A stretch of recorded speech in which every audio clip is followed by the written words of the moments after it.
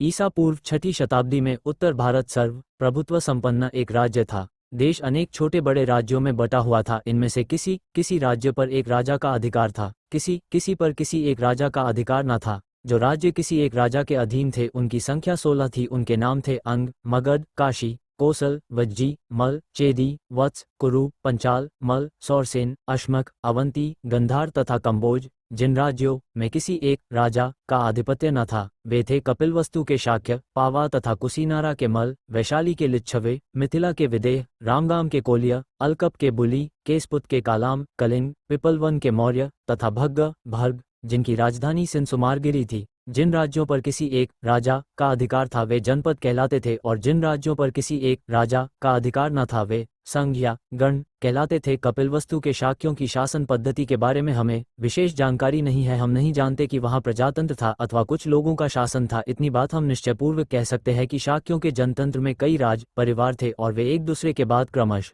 शासन करते थे। राज परिवार का मुखिया राजा कहलाता था।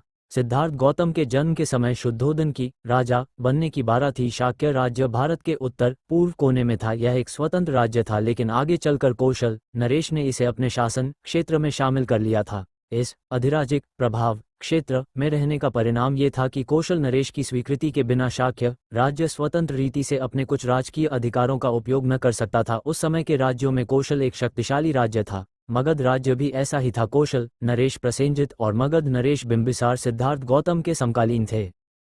शाक्यों की राजधानी का नाम कपिलवस्तु था। हो सकता है कि इस नगर का ये नाम महान बुद्धिवादी मुनि कपिल के ही नाम पर पड़ा हो। 2.